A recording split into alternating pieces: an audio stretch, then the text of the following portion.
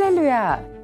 굿TV 세상을 보는 참 오색 오감을 시청하시는 시청자 여러분, 저는 동서울대학교 교수인 장규순입니다. 우리 좋으신 하나님께서 제 강의를 시청하시는 모든 분들께 큰 은혜 주시기를 기도합니다. 오늘의 주제는요, 내 생각을 디자인하는 시입니다. 지난 강의 때 제가 호기심에 대해서 말씀을 드렸었습니다.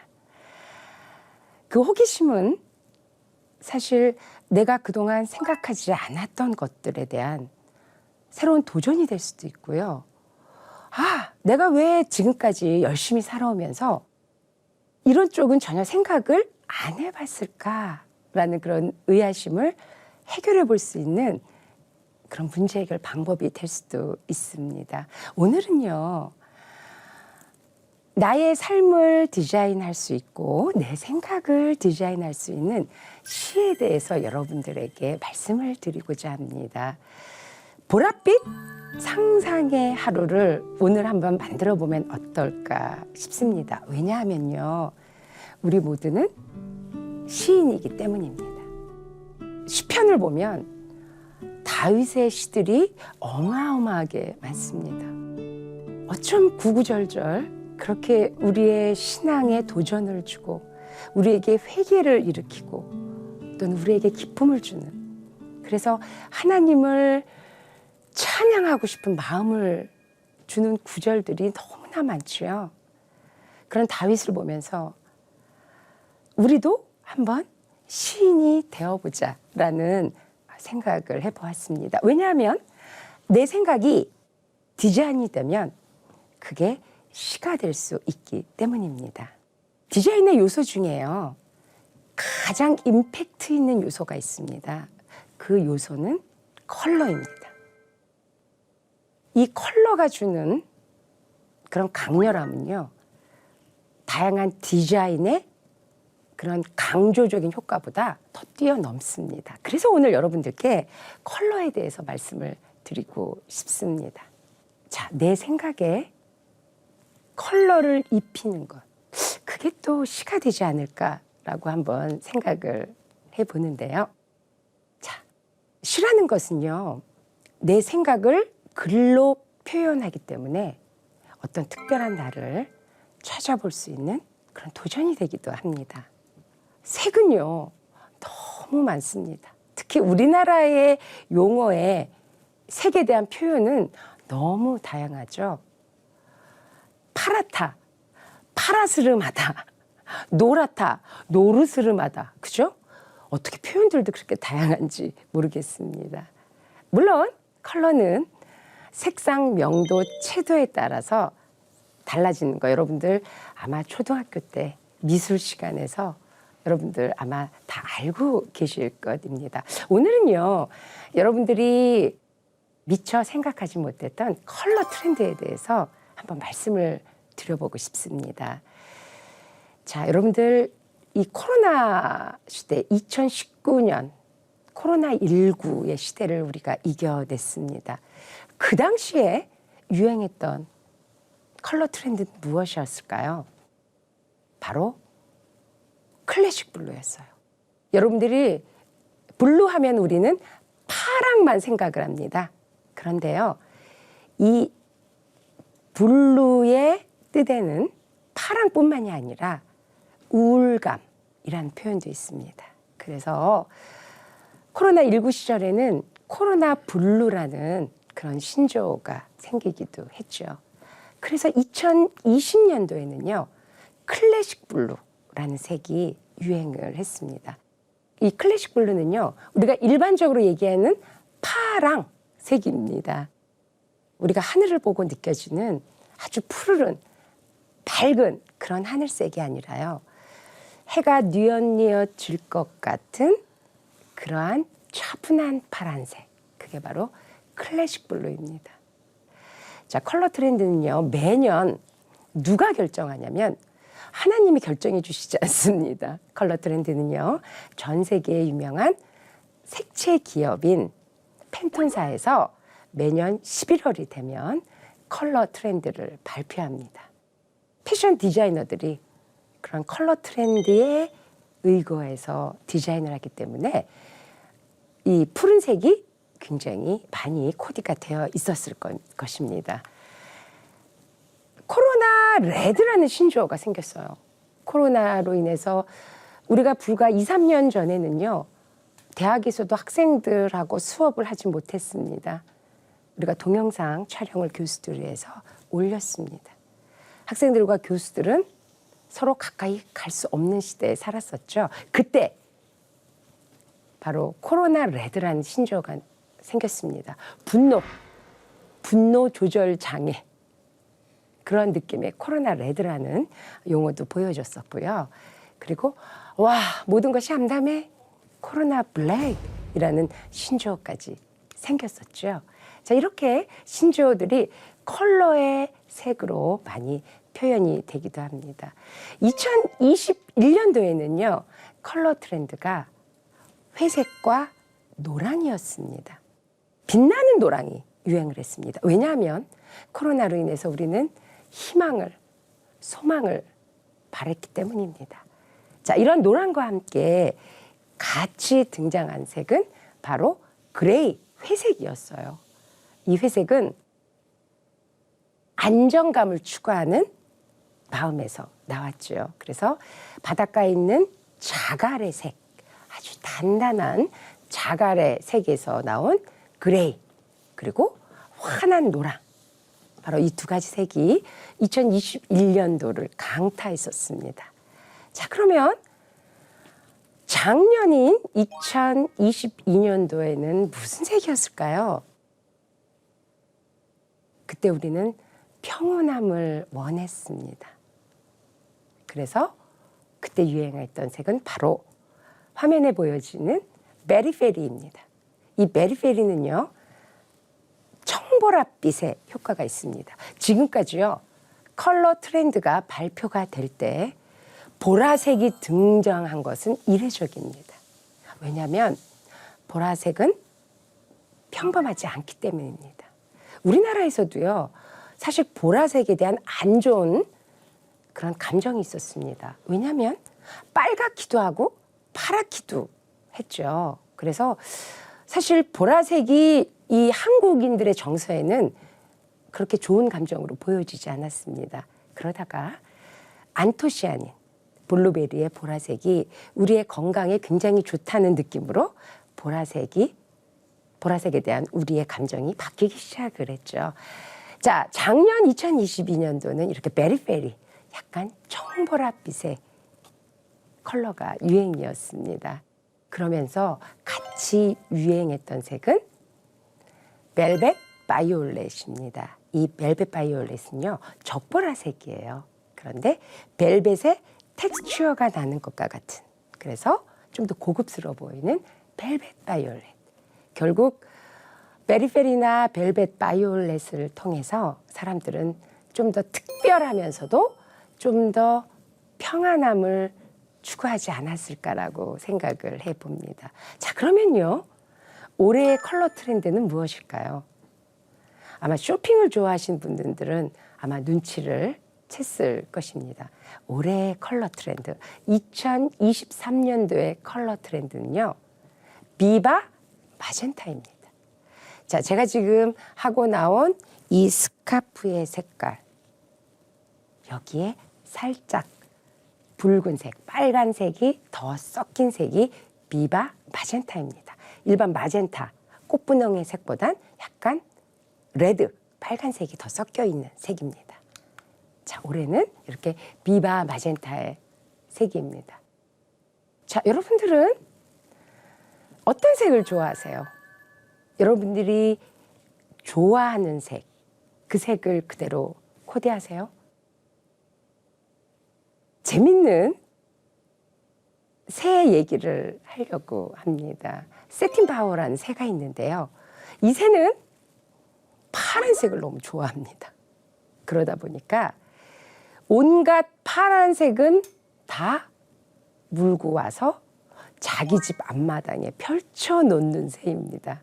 그래서 자기의 여자친구에게 구애할 때도 파란색으로 예쁘게 인테리어로 장식해서 구애하는 아주 재밌는 새가 있습니다. 제가 지금 새 얘기를 하는 이유는요. 자연에서 색상의 컬러의 답을 찾아보자는 겁니다. 하나님께서 우리에게 너무나 기가 막힌 자연을 주셨습니다. 최고의 디자이너는요, 우리 하나님이십니다. 예술가들은요, 자연을 모방하면서 그림을 그립니다. 디자이너들은요, 자연의 기본색을 참고해서 디자인을 합니다. 그런 오묘한 자연색. 여러분들 혹시 해가 뉘엿뉘엿 질 때 보라색의 노을을 보신 적이 있나요? 저는 그 노을을 보면서요, 제 눈동자가 보랏빛으로 변하는 줄 알았습니다. 우리가 손가락으로 셀 수 없는 그런 다종다양의 색이 있죠. 이상하게 꽃의 색과 줄기의 색은 사실 보색인데도 너무 오묘하게 잘 매칭이 됩니다. 바로 그 이유는요, 채도의 효과라고 할 수가 있겠죠. 자, 이렇게 자연을 통해서 우리는 디자인의 요소를 파악합니다.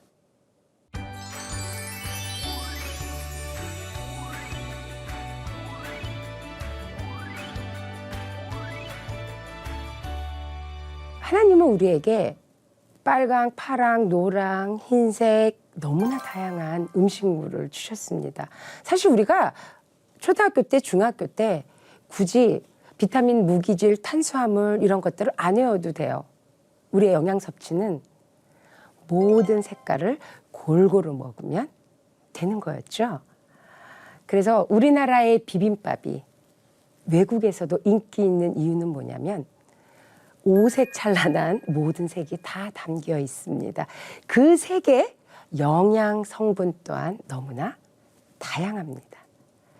그래서 비빔밥 한 그릇을 먹으면 정말 많은 영양소를 섭취할 수 있겠죠. 자, 오늘 점심이나 저녁은 여러분들이 비빔밥을 한번 선택해 보시면 어떨까요?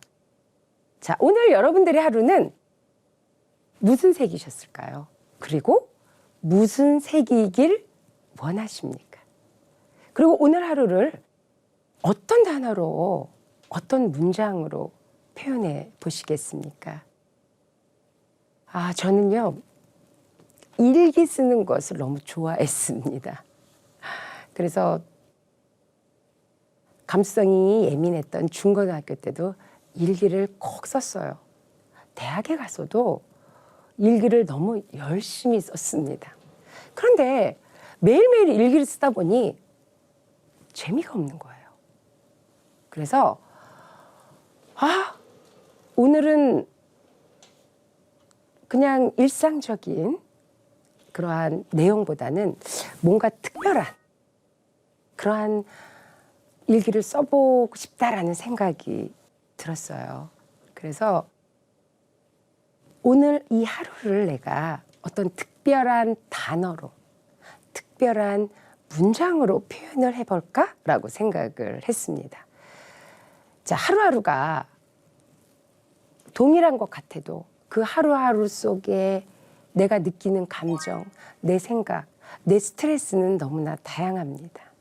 그래서 오늘 하루를 제가 하나의 단어로 표현해 보기로 했습니다. 단어로 하다가 단어와 단어가 연합돼서 하나의 문장이 됐어요. 그 문장을 또 제가 재미있게 스토리텔링을 하다 보니 시가 되더라고요. 그래서 대학교 1학년 때부터 대학원을 다니는 25살까지 제가 시를 쓰게 되었어요. 근데 그 시가 몇 권의 다이어리로 결과물이 나오게 되었죠. 그러다가 1998년도에 편의점에 가서 물건을 구매하는데 옆에 이렇게 손바닥만한 시집이 놓여 있더라고요. 그래서 한번 이렇게 읽어보니 나도 이런 시는 적었는데? 라는 생각이 들었습니다. 그래서 그 출판사를 제가 체크를 하고 전화를 몇 군데를 했습니다. 근데 저는 디자인을 하다 보니까 일기를 일기만으로 쓰는 게 아니라 그 시로 제가 일기를 대체하다 보니 그 시에 맞는 그림을 제가 색연필로, 마카로, 사인펜으로 그리게 되더라고요. 그래서 제가 몇 군데 출판사에 제가 전화를 해서 혹시 제가 이런 시를 여러 권 일기처럼 적었는데 이게 시집으로 나올 수 있을까요? 하고 질문을 했어요. 그랬더니 한번 가져와 보라는 거예요. 그래서 제가 그림까지 그렸던 터라 큰 가방에 다 담아서 가져갔죠. 그랬더니 이걸 두고 며칠 후에 다시 회의를 하자는 거예요. 그러다가 연락이 왔습니다. 제 일기를, 시를 썼던 제 일기를 출판해 주기로요. 그리고 제가 그림으로 디자인했던 그 배경까지 넣어서 1998년도에 일러스트레이션 시집이 나왔습니다. 결국 내 일기가 시집으로 나오게 되더라고요. 그래서 오늘 여러분들에게 가장 쉬운 시인이 되는 방법 몇 가지를 소개하려고 합니다. 내가 안 써보던 시를 써본다는 거는 오늘 나에게 특별한 보랏빛 하루를 선물하는 것이 아닐까 생각을 해 보았습니다. 그래서 학생들에게 저는요, 늘 학기 초에 창의력 개발 방법 17가지를 강의하는데요. 그 중에 한 가지가 있습니다. 장문과 낙서입니다. 낙서를 많이 하자. 그러면 내 창의력은 점점 더 배가가 될 것이다. 그래서 학생들에게 메모하는 거, 낙서하는 거, 또 장문하는 거. 이렇게 오늘처럼 이렇게 시를 써보는 것도 제 수업의 한 부분입니다. 자, 시는요, 내 생각을 디자인합니다. 그리고 내 눈물, 내 아픔까지도 디자인합니다. 내 슬픔까지도, 그리고 내 기쁨까지도 디자인해 줍니다. 내 생각을요, 글이라는 도구로 디자인해 주는 게 바로 시가 아닐까 싶습니다. 자, 시를 쓸 때면요, 나를요, 저 앞에 세워놓고, 그리고 먼 곳에서 나를 한번 관찰해 보는 겁니다. 주관적인 내가 아닌 객관적인 그런 나를 바라봅니다. 거기에 객관적인 소통의 언어를 찾아본다는 것입니다.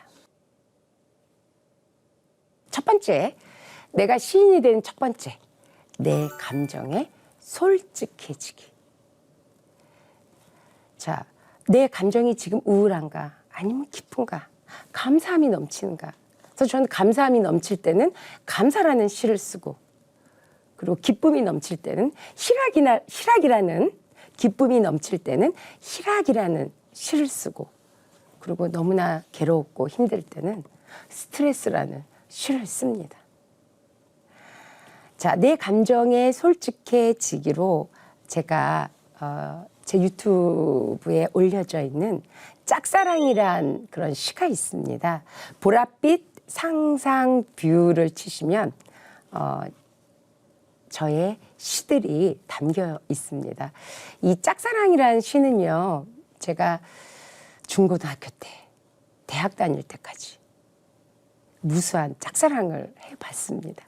그 짝사랑의 그런 솔직한 고백을 제가 시로 담았습니다. 나를 무심코 스치고 지나가는 그분의 등 뒤에 나는 빵점을 맞았다. 자, 이런 시입니다. 여러분들 유튜브에서 한번 확인해 보시기 바랍니다. 두 번째는요,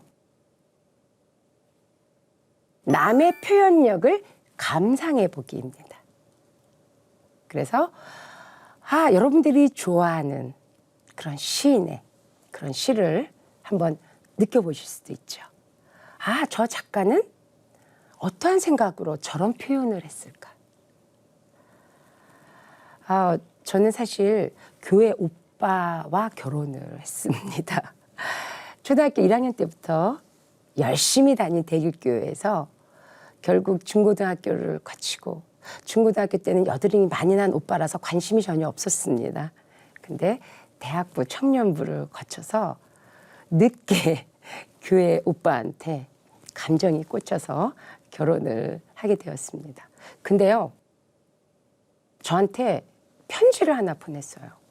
그 편지로 인해서 제가 마음이 녹았어요. 거기에 시가 하나 적혀 있었거든요. 어떤 시냐면요, 잊을 수가 없어요. 출렁이는 그리움 발을 구르면 가슴에 묻어나는 아픈 하늘 빛깔 당신 점점점점 이렇게 써 있더라고요. 와, 이렇게 멋진 표현을 하는 남자라면 되겠다 싶었어요. 그리고 결혼을 했어요. 결혼하고 나서 제가 집에 이혜인님의 시집을 이렇게 보다 보니 그네뜨기라는 시 맨 끝에 그 내용이 딱 있는 거예요. 와, 남편이 글로 쓴, 나를 위해서 글로 쓴 시인 줄 알았는데 이혜인님의 시를 응용을 했더라고요. 그래서 그 배신감은 컸지만 그래도 시로 내 마음을 녹였구나라고 생각을 해보았습니다. 자, 이렇게 시를 쓰려면 남의 표현력을 한번 감상해 보세요. 그리고 그 작가의 마음을 읽어보세요. 자, 세 번째는요, 내 생각을 어떤 단어로 표현해 볼까를 고민해 보세요. 자, 문장으로보다는 단어로 먼저 시작을 해보세요. 그 단어와 단어의 조합이 또 기가 막힌 문장이 되거든요. 그 문장이 되면 그 문장과 통일성이 있는 좀 더 색다른 다른 문장을 한번 응용해 보세요. 그러다 보면 나도 생각지 못했던 멋진 시가 완성이 되더라고요. 자, 여러 가지 시를 제가 지금 낭독하기는 시간이 많이 걸리는 것 같아서 오늘 대표적인 너무나 쉬운 시를 한번 낭독해 보도록 하겠습니다. 너무나 쉽고 너무나 짧습니다. 자, 벚꽃 생일잔치라는 시입니다. 벚꽃 생일잔치. 벚꽃은 좋겠다. 모두가 1년을 기다리며 생일잔치를 해주네. 소낙비가 부러워서 심술 부리기 전까지 계속. 네, 너무나 쉽죠? 그냥 벚꽃을 보면서 소나기가 오면 벚꽃이 다 지잖아요. 우리는 1년에 한 번 벚꽃 생일잔치를 하고 있네? 라는 생각으로 제가 아주 쉬운 시를 지어보았습니다. 자, 오늘은요, 여러분들에게 도전! 나도 시인이 될 수 있어! 라는 그러한 기쁨을 주는 그런 보랏빛 상상의 하루가 되기를 바라면서 강의를 마치도록 하겠습니다. 하나님의 말씀으로 세상을 이해하고 바라보는 마음의 창이 여러분 안에 열리기를 소망하며 이 시간 마치겠습니다. 감사합니다.